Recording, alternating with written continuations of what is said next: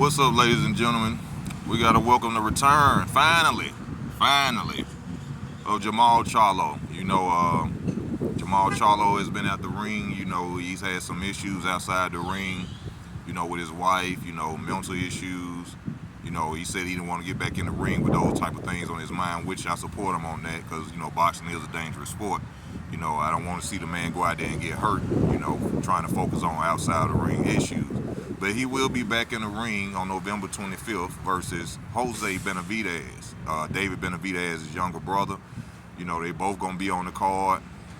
Now, I hope this don't go out like the Charlo brothers, because the Charlo brothers did this before when they were both on the same card, and it didn't go too well. If y'all remember the Matt Corrible fight with Jermall Charlo and the Tony Harrison fight with Jermall Charlo, in my opinion, both of them lost.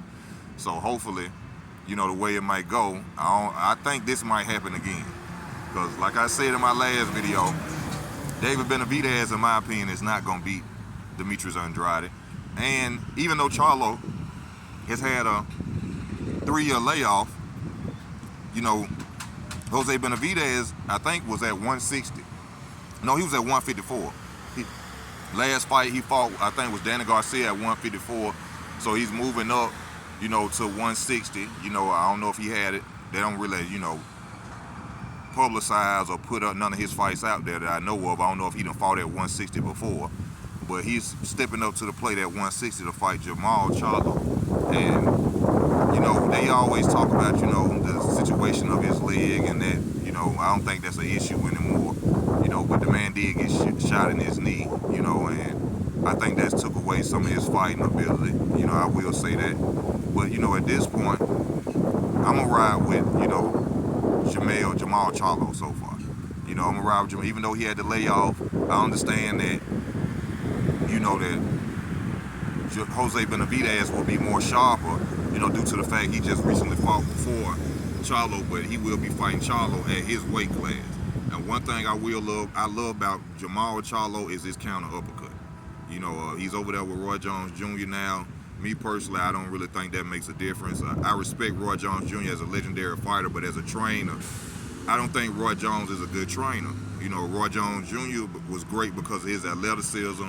Not saying he wasn't a great boxer or anything like that, but once you've seen Roy Jones get older, you've noticed then that he didn't have the, I wouldn't say skill set, but he didn't have the fundamentals of a fighter who didn't have his athleticism.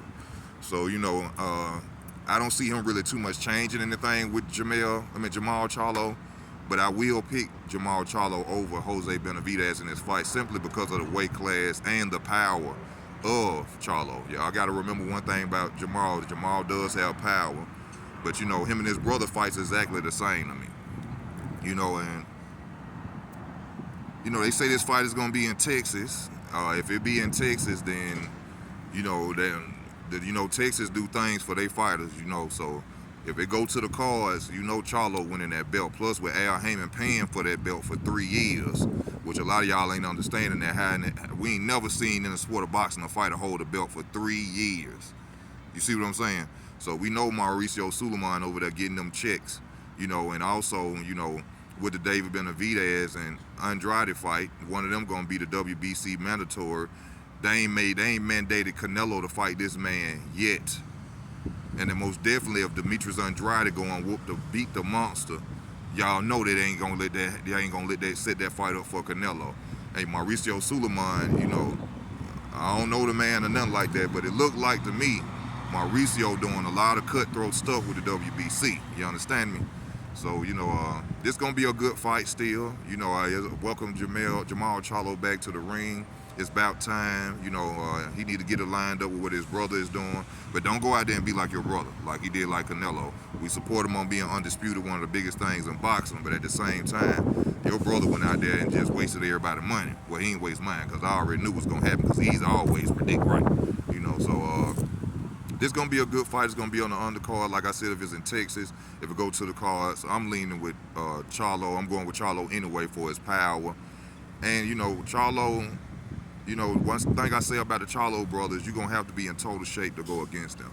Because if you don't, the Charlo brothers going to come all night. But that's just my opinion of it, y'all. This is gonna be happening November 25th. Like I said, I'm riding with Jermall all day, all long. So y'all let me know how y'all feel about it in the comment section. This is your boy, Easy Work. I'm out.